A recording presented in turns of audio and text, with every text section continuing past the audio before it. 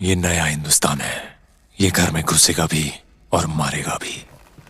ভাই 4 ঘন্টার একটা মুভি। হ্যাঁ, আপনি ঠিকই শুনেছেন, অলমোস্ট 4 আওয়ার্স। কিন্তু শুনেন, একবারও মনে হবে না যে মুভিটা স্লো যাচ্ছে। আজকে কথা বলবো ধুরন্ধর দ্য রিভেঞ্জ পার্ট 2 নিয়ে। সময় লস নাকি পিওর হাইপ, কোনটি?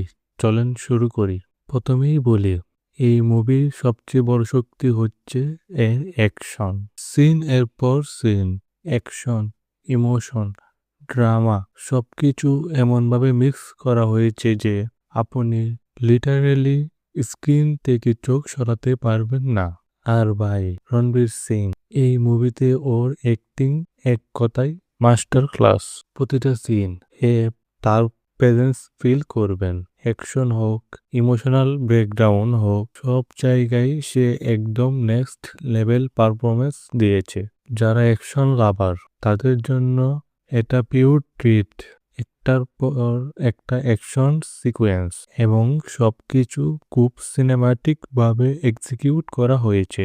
কিন্তু শুধু অ্যাকশন নয়, ইমোশনাল টাচও আছে।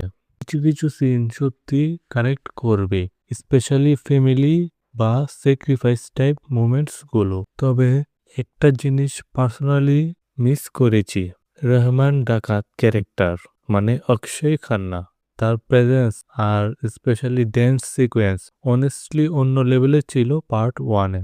ولا سرنا في مان يا اخي دوس دوس عندي خوش فصلة يا اخي تفوز تفوز والله خوش رقصة মুভির এন্ডিংয়ে একটা টুইস্ট আছে, যেটা দেখে আপনি লিটারেলি ভাবতে শুরু করবেন এখানে কে আসলে কার পক্ষে। যদি আপনি ধুরন্ধর পার্ট 1 পছন্দ করে থাকেন, তাহলে পার্ট 2 আপনার ডেফিনেটলি ভালো লাগবে।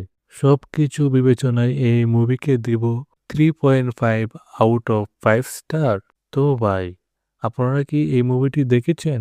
কমেন্টে জানাবেন। আর যদি এমন অনেস্ট রিভিউ আরও দেখতে চান, তাহলে ভিডিওটিতে লাইক দিন, চ্যানেলটি সাবস্ক্রাইব করে ফেলুন। পরের ভিডিওতে আবার দেখা হবে।